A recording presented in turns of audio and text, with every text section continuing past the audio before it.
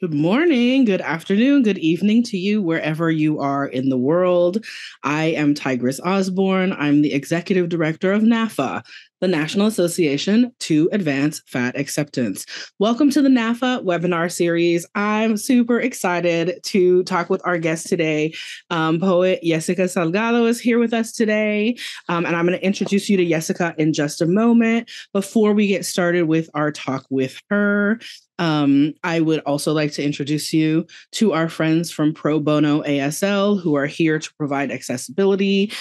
Today's interpreters are Selena and Lavender, and we encourage you to support Pro Bono ASL in all their work in the community. You can find out more information about them at probonoasl.com. If you are new to NAAFA, I'd like to tell you that we have been working for our mission to change perceptions of fat and to end size discrimination. We've been working on that since 1969. Today, we do that work in a variety of ways through education, advocacy, and support of folks in fat community and those who love us.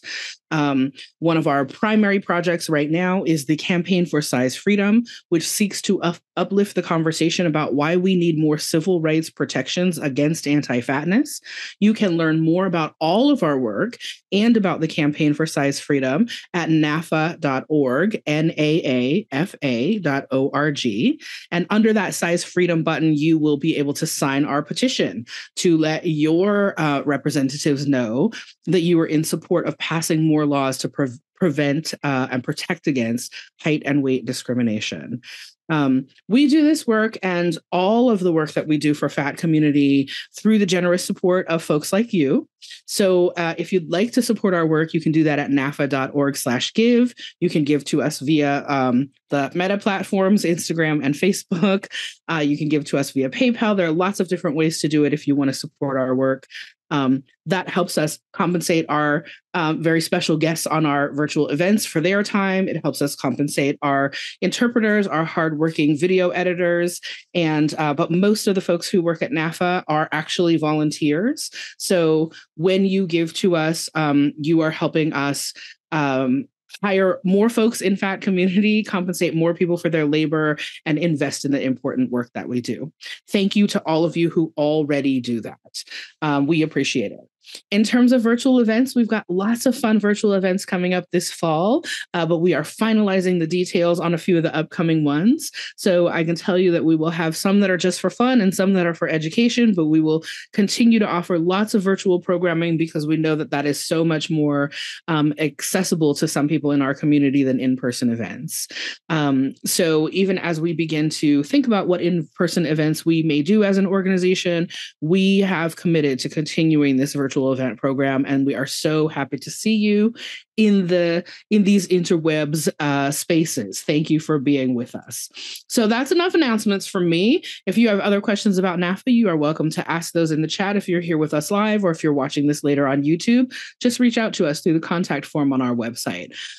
But let's get to the good stuff. Yesika Salgado is an internationally recognized activist and writer whose work is beloved by hundreds of thousands of fans across numerous social media platforms.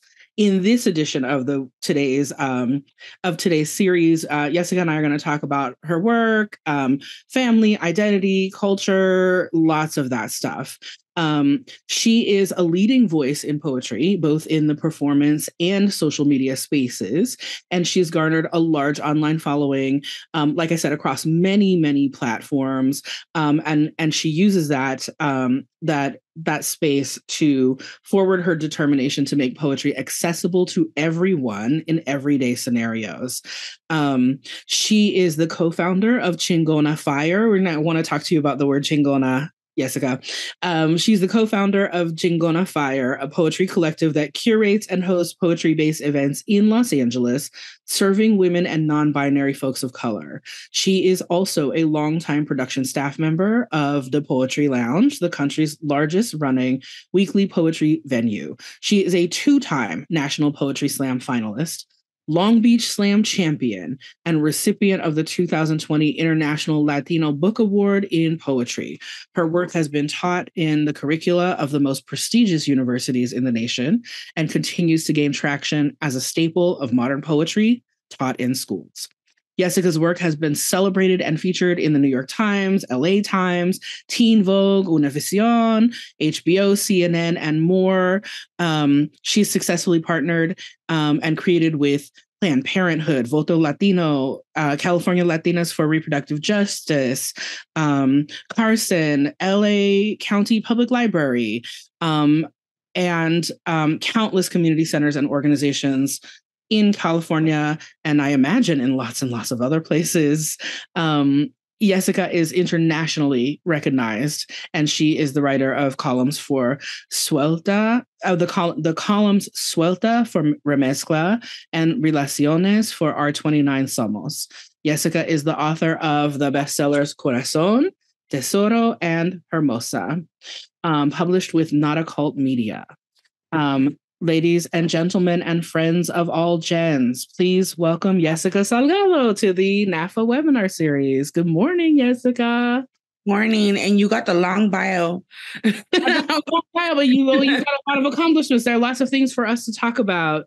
I should have truncated that a little bit and let you do some of that. But we should have sent you the short bio, but I guess my manager felt like flexing today. Yeah, we should flex, right? And but let's talk about some of those things in that super impressive bio. We'll have a mix of folks checking out this webinar who know you and are big fans and who got to know you through that bio. So let's talk about how you got to where you are today. What is the origin story of the Yesika that we know today? God, it's always like it depends on the day, the starting point changes, right? We're constantly evolving, but Yesika, the poet, I feel has existed with me as long as I've had the consciousness of writing. I began, like my first memory I have of writing a poem was in first grade. And I don't remember if like the school therapist introduced it to me or it was something I picked up in a classroom or something. But I grew up in a family of my early years, my parents weren't documented. And so was everybody else around me. And that's changed since then. But there was like a lot of secrecy, a lot of rules, a lot of things that you don't understand as a child, right? And so I needed to make sense of that. And I grew up around a lot of alcoholics and around a lot of like just not poor coping mechanism, but everybody coping the best they could because my family were refugees of the Salvadoran Civil War. And as a kid, you don't understand that. You just know that everybody around you is sad and you don't know how you're going to fix that. So I started writing as a kid to cope with all of those things. And as I grew up and life kept happening, I always reached for poetry. And when I was a teenager, I got diagnosed with bipolar disorder. And then also like I began not loving my body because I've always been fat. And I think you realize how the world perceives you kind of around that age when you're like already 15, 16. So I began catfishing around that time. And so I spent a lot of time I've lived a lot of my life on the internet. And so I would be online pretending to be a thinner version of myself, but it was still me. I just didn't know it was me at the time. So I was sassy. I would allow myself to be, a smart ass and just be all the things that I thought fat girls weren't allowed to be. And I think in 2013, 2012, 13, I had this big like aha moment and I took myself to therapy and I started working on loving myself and not hating my body.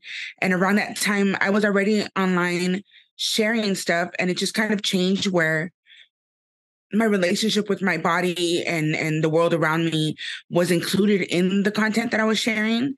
And I was also allowing my humor to come through. And then that's kind of where my following began to start growing. And I've always been a poet.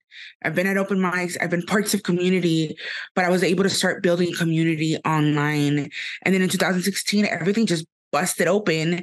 And I didn't realize that I had been working towards everything all my life, that it wasn't just, I had a poem called How to Make How Not to Make Love to a Fat Girl.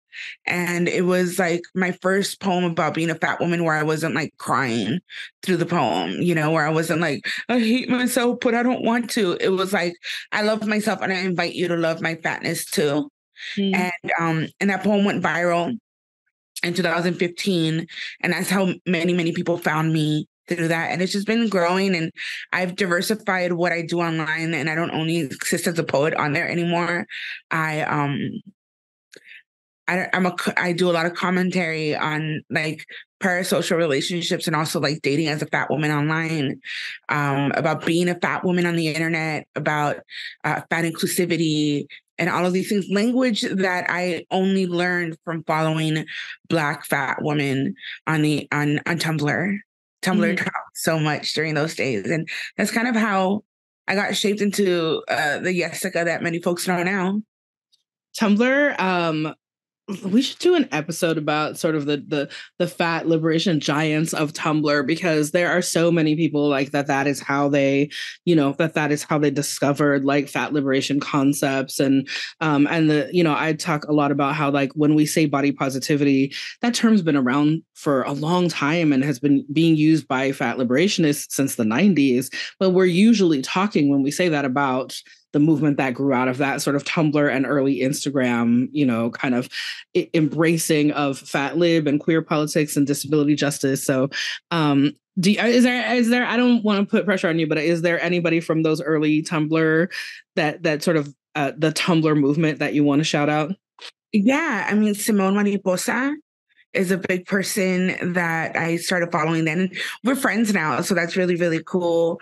And there's a few other people that it's early. I haven't had coffee. My mind is slipping, but we were there and I was following them. And then a couple also of like, even I think many folks sometimes don't see their work as being part of fat liberation, but a lot of the plus size fat like fashion bloggers, right? For me was so important because I've always loved fashion, but I just didn't think it was for me. So being able to see bodies that looked like mine wearing dope clothing was so encouraging for me at the moment where I was really, really trying to live in my body for the first time, and I just remember seeing a super fat babe and being like, my body looks like that.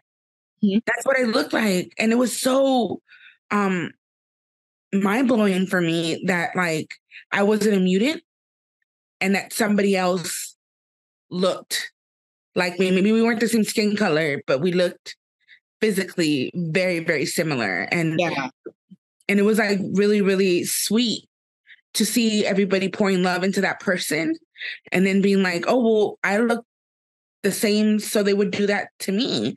And it was really encouraging, Yeah, I think I want to point out that Robin in the comments says, let's not forget Yesika's incredible TikTok roundup.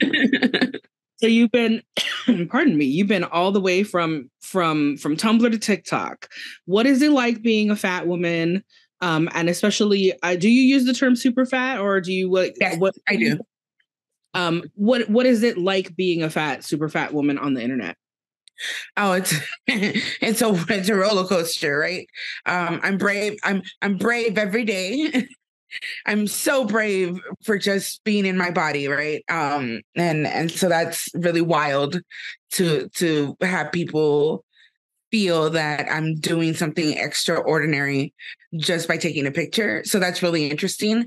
I'm sexualized at every corner, which is really strange. If you told 14-year-old me, she'd be like, people like want to have sex with me. No, they do, but it's scary. It's wild. I get them. They come into my lives. If anybody has ever been on my IG lives, from all corners of the world, and they'll come in there and then they'll be like, just fetishizing me as a super fat woman. But then I also always have to brace myself for the trolls, right? They come, and then there's two different kinds of trolls. There's the trolls that are out for blood, and then there's the trolls that try to hide it in health concern. And so they will come in and be like, but blah, blah, blah, and but da, da, da, da, da.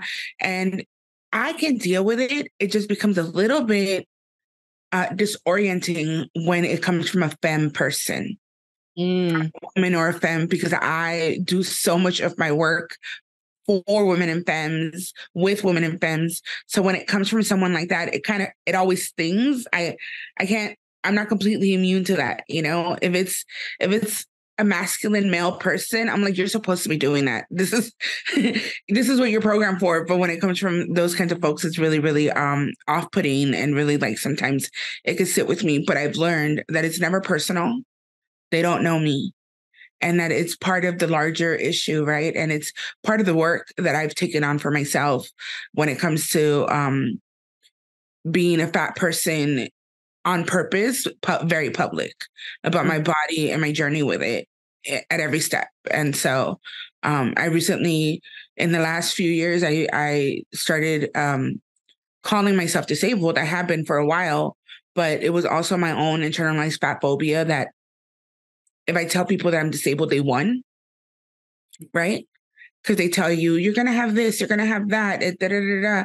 So once... My favorite is that they would be like, you're going to die by the time you're 30.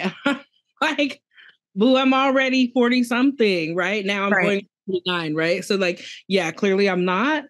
And y'all act like you never saw an old fat person. Yeah, you are like your grandmother and your mother they're not fat, and they raised you, and those soft bodies are the bodies you created into, that you came home to, and all of that. And so people are interesting, but for all of the negative, there's like an abundance on the opposite end of I'm so sorry. I live in a very gentrified neighborhood, and they're actively gentrifying it right now. If you could hear the construction.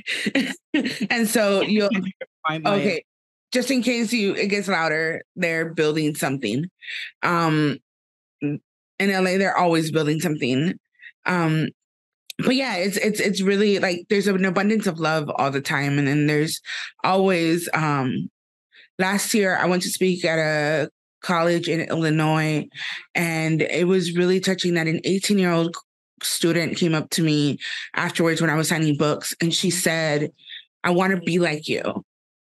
Like, I want to be, and she was like this cute fat girl with, like, you could tell she's a little timid, but she's like trying to be a little bit bold with what she's wearing, because she's wearing a crop top but kept pulling it down, And then there I am on stage in a crop top and tight clothes, and like with hundreds of people that came just to see me. And I understand like how beautiful that is, that we have so much diversity in that now, and so, yeah, the trolls are a liability of the job, but I focus on the beauty. What was it like for you being a person in a fat body on the spoken word circuit?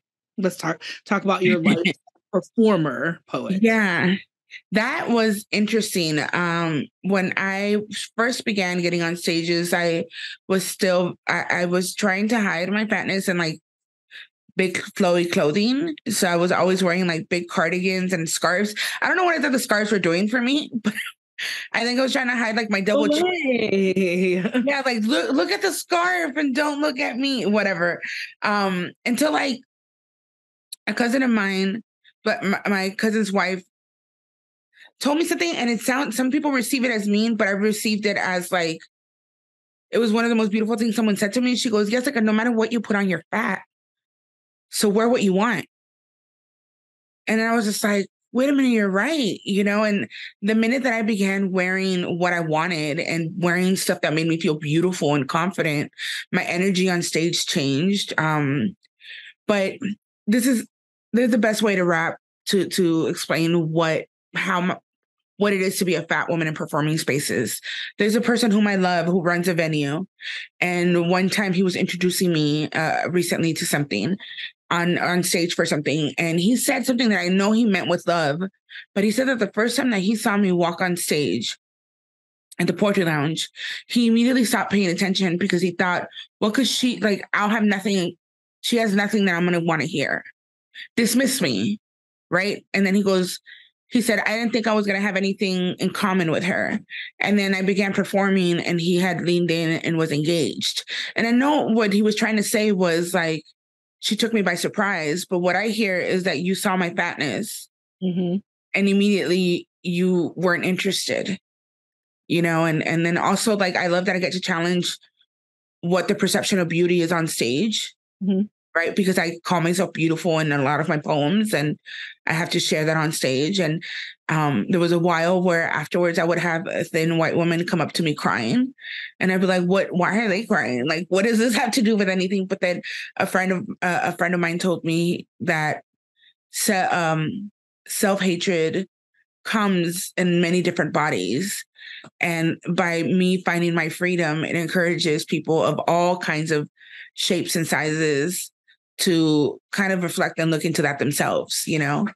And I'm like, that's great. That's great. Hooray. But yeah, that's kind of what it's been like being a performer. And then like in the last 2 years, I had been recovering from an injury where standing was a hard thing for me. And so I had to grapple with that myself to be like, asking for things, because sometimes it's hard as a fat woman to ask for extras, because I feel that people are going to be like, well, yeah, you need it because you're fat, you know, and you internalize that fat phobia. And so now like I just let people think that it's because I'm a diva. Like, bring me this. And also, like, accessibility isn't being a diva or it isn't being extra. It's a necessity, no matter the size, no matter where your health is at, no matter who, whatever. It's like a human right. And so I'm really grateful that I have the visibility I do, because I get to normalize some of the stuff that I wasn't seen normal before, you know? So asking for a chair, asking for a ramp on stage, a handle on the stairs, because sometimes people think that you're gonna like levitate onto the stage, and Yes. things like that. Yes, I'm dealing with that with an upcoming event now myself, and you know, and I think it's really empowering to get to that point where the you know, where if you think, know, project, whatever, that people think you need an accommodation because just because you're fat, that your internal response can genuinely be like, yes, right? That's fine. Like, yes, of course, yes, I need a bigger chair because I'm fat. Like, you all saw me, right? You should have known I was going to need a bigger chair. You didn't. So I'm telling you, I need one, right? Yeah, Like, I'm sorry. I can't believe the years that I forced myself to get on stools and director chairs for panels and was uncomfortable the entire time I was speaking, and just so focused on balancing on that stool that like my answers were short and brief and whatever, just to get through that. Right now, we just had this conversation like last weekend. We had Kathy Cano Murillo, the crafty chica, on this webinar. That's my friend. Yay. So that video will be coming soon to our YouTube too, so y'all can do crafting with Kathy and also hear her story. But we actually just talked about that very thing about stools, because she also is a public speaker in addition to her crafting work. And that thing about like, you know, everybody wants the stools. I had this really beautiful experience recently though, where I walked into a space and I looked at the stools and said, I can't do that today. And instead of just replacing my stool, they just replaced all the chairs so that we could all still be on the same level, right? The panel could all be still on the same level, and be able to relate to each other that way, instead of me down here in a chair and everybody else on a stool. And I thought that was really beautiful. I mean, it's okay to have that variety. It's okay to break the aesthetic of the panel, to have everybody at different levels, if that means accessibility. But I also just thought it was really beautiful that they were just like, well, why don't we just change this for everybody? And most of the time, if anybody's watching this and you're beginning to do public events and speaking events and stuff like that, tell them as they're booking you, just be like, send them your accessibility needs, because then they have to abide by them. They have to. And it's not a maybe or a kind of, if they're inviting you, they have to make sure that you're comfortable. And most of the time they rent these chairs. And the stools and the director chairs are more expensive than the lower chairs, that like a metal folding chair or something like that. So it's just about letting them know and inviting people to be able to participate in making an event truly accessible. And sometimes I I'm met with a lot of grace and love, and like yesterday I did a private event for Amazon employees, and which was great. And when the folks putting on the event, I told them like, oh, I'm gonna need I don't do stools or director's chairs for the panel we're gonna have. And they had these beautiful plush chairs for everybody. And when I walked in, they had me look at them and they're like, is this okay? And I'm like, this is perfect. I can sit on it easily. They're wide, I fit, it's fantastic. And so I understand that I have the privilege of being like Yesika. And so people want to make sure that I'm comfortable, but I feel like most of the time, if somebody wants you there, they'll make sure that you're there comfortably. And then hopefully what they learn, right, is like, yeah, you have the privilege of being Yesika and you have hundreds of thousands of followers and they want to please you or whatever. But then hopefully, yeah, learn that that's what they're supposed to be doing all the time for everything. There was a year that I was on the college speaking circuit and I kept coming to colleges after Roxane Gay. Like I would be like there a week or 2 weeks after she was there. And every time they tell me, oh, we had gotten this for Roxane and we knew you were coming. So like, this is the same thing she used.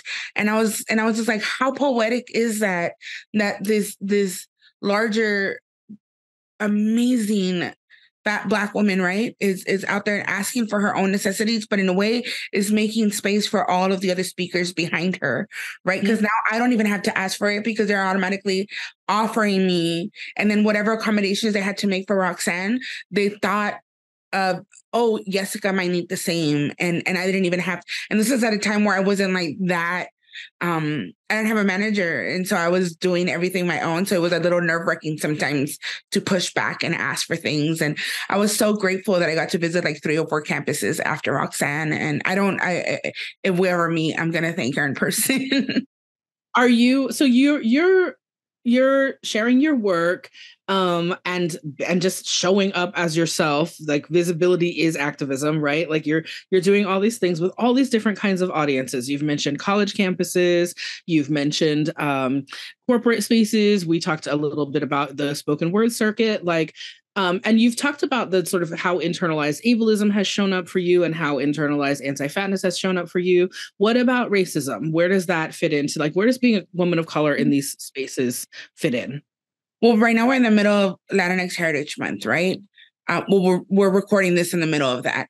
And it's really interesting because in these months, everybody wants my Latinidad, right? They're like, come and talk, and then, but they expect like a caricature of it, right? They want me to pepper Spanish into my speaking. They want me to do all these things. And that's not how I was raised. My dad, if I went from English to, if I spoke Spanglish, my dad would like throw a shoe at us. Like English was English, Spanish was Spanish, right? And so then there's that. There's a lot of becoming the token Latina and things. You could tell, you could get to events and see that we're checking off a list. There's a Black woman, there's me, and sometimes I fit multiple quotas. I fit fat, I fit Latina, and then I fit disabled, right? And like I'm all the diversity in a room. And so I always look around to see like, First thing I look around to see if there's any Black people in the room. If there's no Black people in the room, I turn around to see if there's any brown people in the room. If I'm the only fat woman in the room, I notice that right away. And I push back, and it's hard.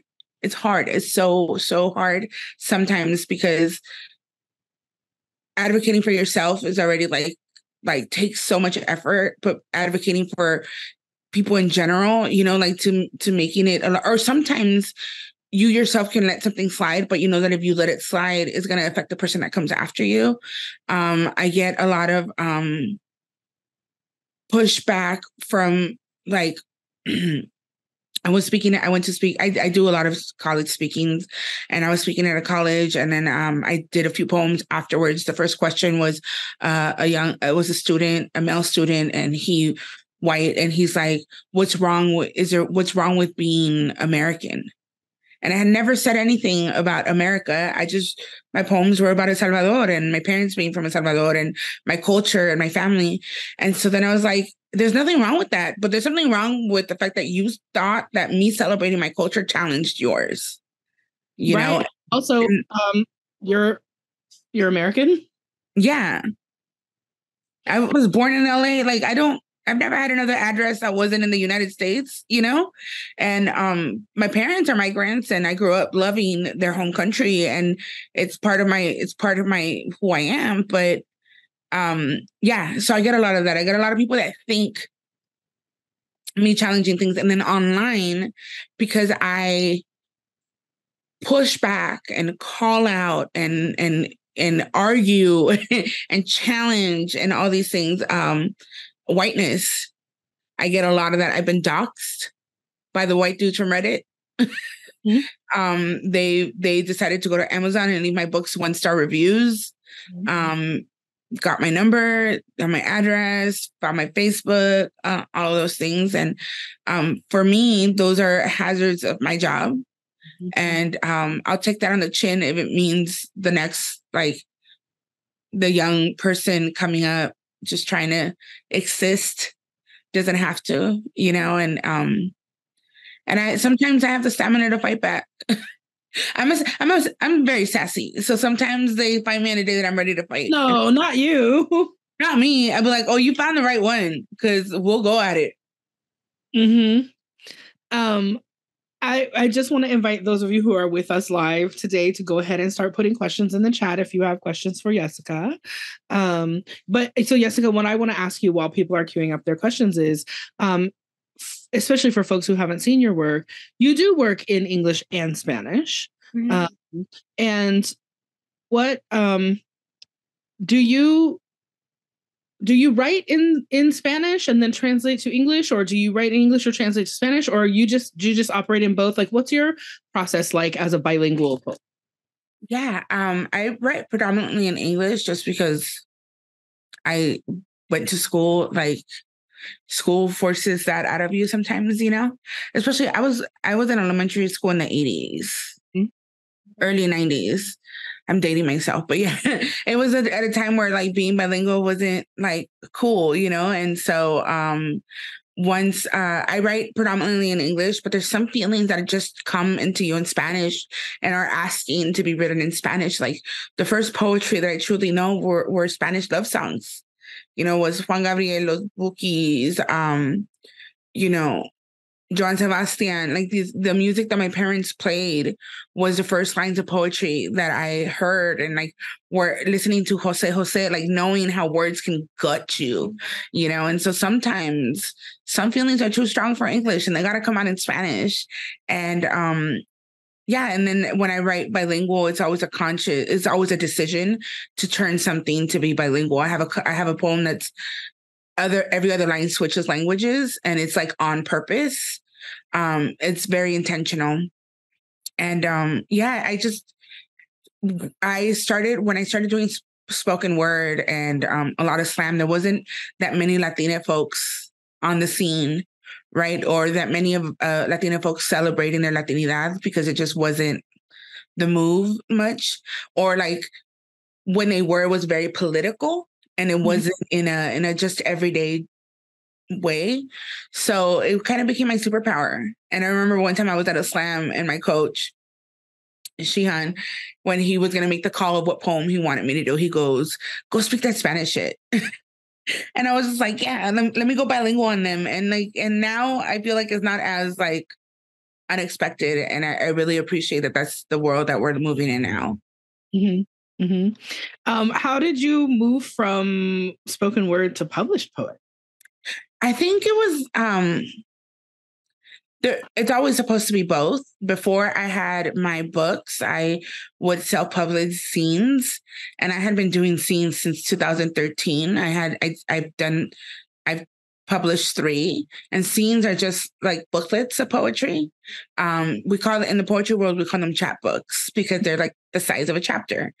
And I've been doing those. I was always been a poet that wrote down her work because I was doing it alone at home in my journal on the computer, you know, going to the library and checking out Nikki Giovanni, Sandra Cisneros, you know, and Maya Angelou, and just trying to emulate their writing. I went through a weird Charles Bukowski phase, but then I became a feminist and I couldn't do that anymore. But that's how I learned how to write. And And so it was teaching myself to become a poet for the stage that was the tricky part for me. And so the fact that whenever I get called a good performer or people tell me that my performance did something for them, I'm always very flattered, because I used to be snobby and thought that poetry belonged on a page only. And which is great, and it's an honor, and I'm so happy to have my 3 books. They're my pride and joy. But in my work to make poetry accessible, performance has been the tool that has done that the most for me, because you know, um, some people are not familiar with reading or don't have access to reading. But if they come to a space, they can see me or hear me perform, or, if there's an interpreter that could watch, my words become life. And then I think it lets them also see how I'm a regular person like them. And we could my greatest thing is I call my readers my mangoes. And when they tell me that they feel like I'm their homegirl, that makes me so happy, because I don't want to be like a writer on a pedestal, but writing on paper, having these books out also makes me so, so happy, because it's been my dream since I was a little girl. Do you have a favorite place for folks to purchase your books? That is one of the questions coming from our Yes. folks. Your favorite independent bookstore. For accessibility needs, I don't tell people don't shop on Amazon or don't do that, because sometimes we need to have it brought to our homes, But if you're out and about and you're leaving your home intentionally to go purchase a book, find a local bookstore in your neighborhood. Ask them if they carry my books. If not, tell them to carry my books. But I like knowing that my books are directly supporting an independent bookstore. Yeah, because often those independent bookstores are also supporting us, right? Like folks who are regulars on our webinar series know that I shout out my favorite local a lot. It's Palabras Bilingual Books in Phoenix. Mm-hmm. They do so much mutual aid there, and like community events, and really supporting fat events. The owner Chawa is like really a thin woman who genuinely shows up as like a true fat ally, accomplice, support. Yes, I've done work with Palabras. I know. I remember. I'm so sad, y'all. I had to miss it when Yesika was here. I had an emergency and I couldn't go to the workshop with her. But I love Palabras. And if you're here with us live, please do shout out your favorite local bookstores in the chat so other people can hear that from you. Go ahead. No, I was going to say, if you're in LA, there's so many, but my favorite is Stories in Echo Park, Skylight in Los Feliz, Espacio in Boyle Heights, the Achuchas in San Fernando Valley. And if I'm forgetting you, don't get mad. Those are the top 4 for now. Oh, and Reparation Book Club in LA. Yes. Yeah. And I see Haymarket in Chicago. Other folks, go ahead and put yours in the chat if you would like to give any local shout outs.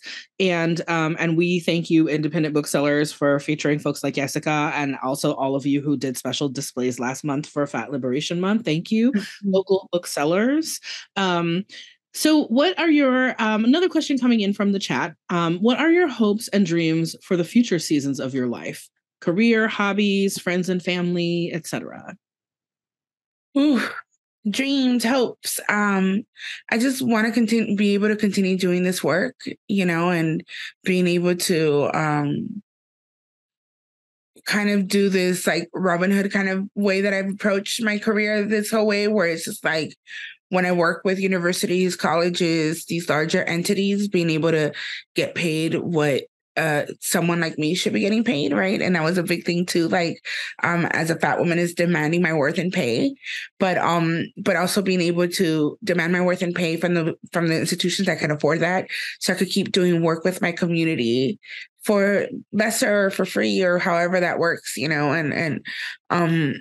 I think that it's really, really beautiful to be able to have a life of intention, and to everywhere that I'm at, it's somewhere I want to be. And so because that honors the people that are there on purpose to hear me speak. And then also like hobbies and stuff. I just want to continue just talking shit on the internet. I love it. It's so fun. And for my friends and family, like, as long as everybody's, you know, as happy as they can be. I used to, I'm going to be fully transparent. I used to be like, as long as everybody's healthy and happy, but no, I'm moving away from that because happiness is not dependent on health. So as long as everybody's happy or the closest to happiness and the closest to getting as much medical care as they need for whatever reason, I want that for my family and for yours and for all of us, and to continue working towards just like normalizing so many things and watching my niece and nephew grow. Today's my nephew's 7th birthday. And so he announced that he's not a baby anymore, but then he told me yesterday he's still my baby. So we'll see how long how long that lasts. And I am hoping really to sell my 4th manuscript and get the opportunity to put a down payment in for a home. I want to buy my mama a house, and so the clock is ticking. And so that's something I'm actively working towards and dreaming about. That's really beautiful. We have time for a couple more questions. If folks have other questions for Yesika, we'll let people queue up a couple of things. Yesika, did you want to share some poetry today? Sure. I'll share 2 poems. We'll do that. Yeah, let's do it. Okay. On the bad days, I asked myself, what good is all of this body positivity I write about when my own body exhausts me? When I forget how uncomfortable I feel in a club, when I can't forget how uncomfortable I feel in a club unless I drink my weight in tequila. When my girlfriends stop being the woman who saved me, but instead become the thin bodies I will never have. When I seek validation from men's hands on a dance floor, their hot breath in my ear, their strange body naming me beautiful. Does all of my work become undone when I choose to stay home alone, crying in bed when this poem asks to be written? I say no until it's choking me, until I can't breathe through the sobs, until I don't know which is the lie, my love for my fat body or my desperation to escape it. Can love and hate live in the same place? Last week, I was dancing with a man I had never met, but his hands touched me like they'd known me for years. And after a while, another man leaned in and said to him, at some point, you just got to say fuck it and get what you can, right? I closed my eyes and let my partner kiss my neck. I let him grab a handful of my ass. I let him ask if he could take me home. I danced like if my demons weren't watching, like if they didn't stand just a few feet away alone with a drink in hand. And most days, I don't mind those stares that linger over my belly. Knowing I confuse people who think I can't be this fat and still be the baddest bitch in a room. You should see me. I could blind the sun on days like that. But then come the nights where I wonder if I am still that woman pretending to be thin woman on the internet just to feel loved. Is this another woman I am pretending to be? Because I love myself. I swear I do. There isn't a day that I don't praise this body and how it forgives me, how it lets me live here, lets me be this unapologetic, be this fat girl glory, be this sweet skin, be this thick love. And I believe in this love. In this truth that is always the truth, even when the world tries to tell me that being fat and beautiful ain't something I already do every damn day. Thank you. Okay. I'm going to do one more for you. Let me pull it up. Night Flex, pulling it up on my Kindle. And this one is one of, for a while, it was one of my favorite poems to share. And it's in my first book. And I'm getting to it. Fat girl wants love. I am in love. I am a fat girl. Sometimes they are not the same thing.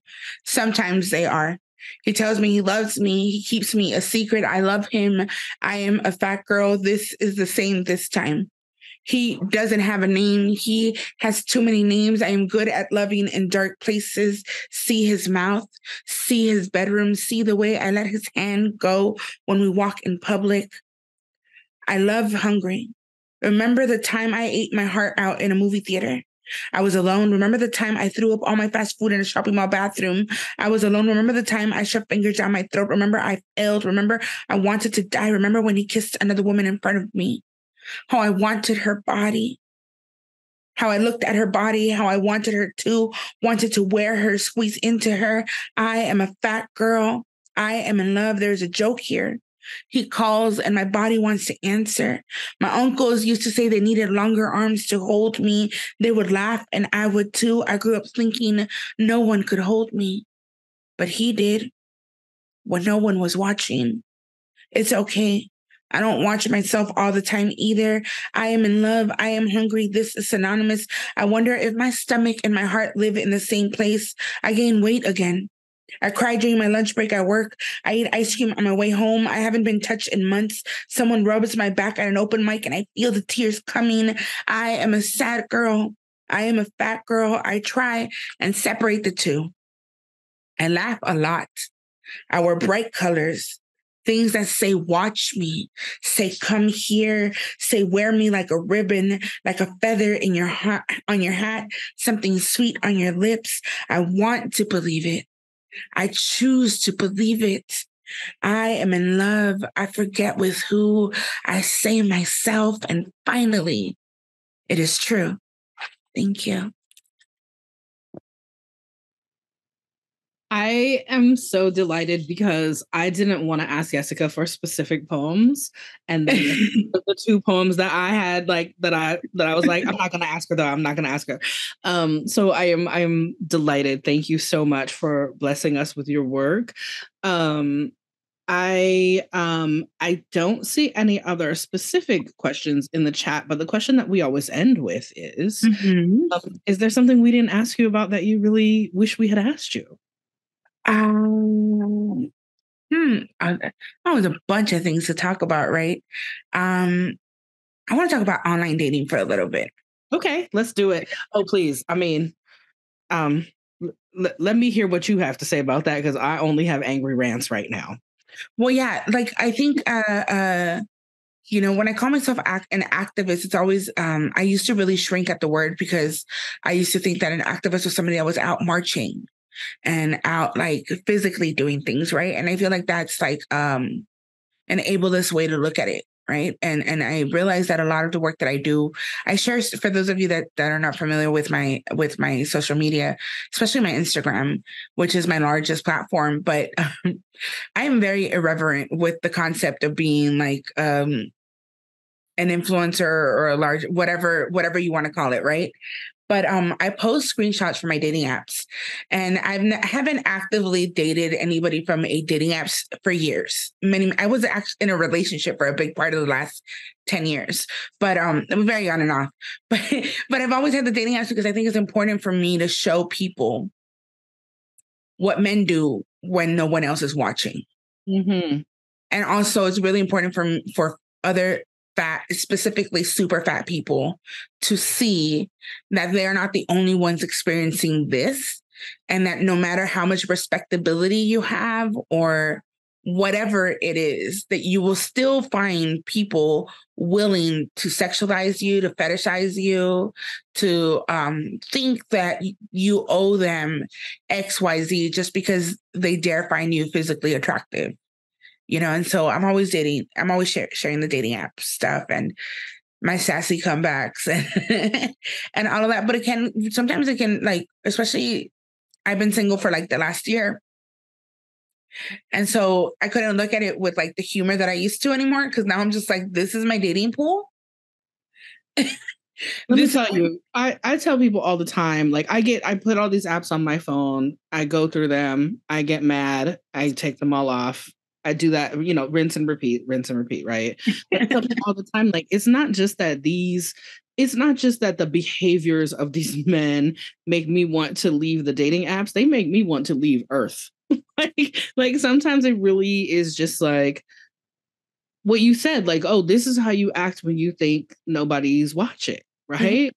Mm-hmm. I know there are positive experiences out there, and we really need to do an episode specifically about dating, but are there positive experiences for you too? I mean, for myself, I mean, every relationship I've had, aside from maybe 3, have been people I found through the internet. You know, it ended up awful, but that was like because people were awful people. You know, like when it comes to coexisting, and so many of us carry so much other stuff, right, that we bring into relationships. But in the beginning, it was great. I've had a great sex with people I've met on apps, you know, and then I've had weird things happen too. I had a guy ask if he could make love to my rolls of fat, and I was just like right here, like my between my like my stomach, and he was like, "Yeah, can I put it in there?" If, sir, if that's what you enjoy, who am I to yuck your yum, you know? I tried it, it wasn't for me. But I've met some phenomenal people that I had a really good time with for a little bit, but you know, men will men, and and then the relationships end. But I've gotten some really wild stories too that I get to tell on stage. So at least there's that, you know. You bring the dating app life into your onstage work a lot. I mean, look, everything is content. Everything is content, but there's some stories that sometimes I'm like, I just have to share this. I have to share the fact that some guy catfished me, which is whatever. Like, I can understand. I've been there, done that, right? But he showed up to our date and never explained himself. He just showed up, and it was 2 very different dudes. One was like 6'4", and the other one was not. And it was just 2 very different people. And then the guy that came was fine, and I wouldn't have had a problem with it. But I'm just like, that was a whole other human being, sir. Like, what happened? And like, where's the explanation? What was what did Cardi say? What was the reason? You know? And the whole time we were on the date, he was like on his phone. So I was just like, you're already a liar, and you won't even look me in the eye. Like, and then when I got in the Uber to go home, he texted me. He's just like, I really wanted to kiss you, sir. I really wanted to punch you. Like, so that was. On the subject of catfishing, you mentioned it at the beginning and you mentioned it again now. I just want to tell folks, if you're not familiar with the work of Crystal Maldonado, who writes for young adults, she has a really fun young adult novel, No Filters and Other Lies, I think is the title of it. Yeah, that's her newest book. Yeah. She's got a new one coming out next month too, but that's the latest one that's already out. Yeah, she's got a new one coming in like a couple weeks. But anyway, Crystal Maldonado, she writes for young adults. Please do check out that. And the catfishing book is really good. And she's got a couple of other books that feature fat. If you YouTube her, you'll probably find us being in conversation for her first 2 books. Mm-hmm. I've had the good fortune. I think Palabra Bookstore had me in conversation with her one time. And then there was another thing too. All of her characters are plus sized. Mm-hmm. Like the main characters in her books are all plus size. And plus size Latinas. I love it. I love it. She's amazing. I love her. Yes. I thank you for letting me give her a shout out. I adore her. I usually pull people's books off the shelf to hold them up, but they will fall. No, please. I'm all about putting people onto other fat writers and other like people that, especially fiction writers that create world. Like, this is the thing. If you're a fat person and you're writing about your life, cool, right? But when you're a fat person and you're getting to create a fictional world, I commend that a lot, because some people, when they get that option, they decide not to include themselves into the world. She's amazing. I love Crystal. I have all her books. They're all here.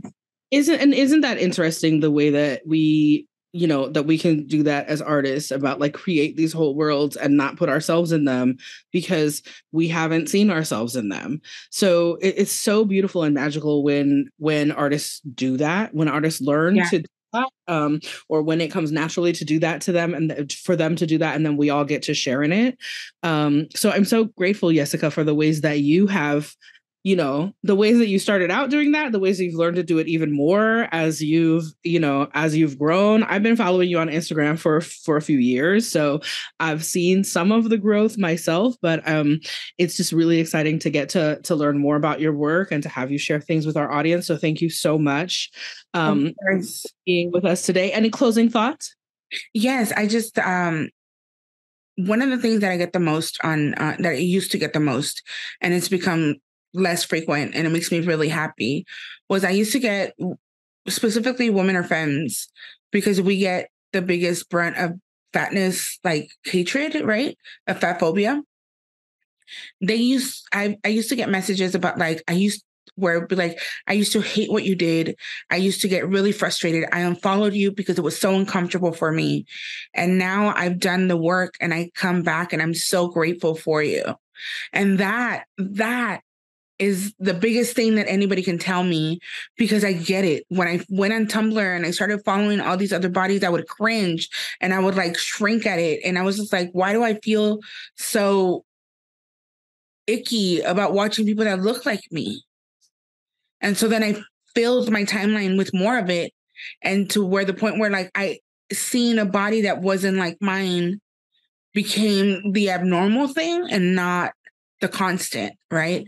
And so I'm so grateful for the people that have allowed me into their lives, even through their little phone screen, to help break that. I come from a legacy of women, predominantly Black women, that have been doing that for a long, long time. And I need to remind people that none of us get to any journey of self-love on our own. It's self-love, but it happens through a community. And so please search for a community that holds mirrors up to you and tells you that they love you, no matter where you are in life or what you're doing or what you look like, because that's going to be what's going to help you on your journey. And I'm really grateful for being able to be a part of the village that tells you that. Where can people find you? Remind everybody where to find you.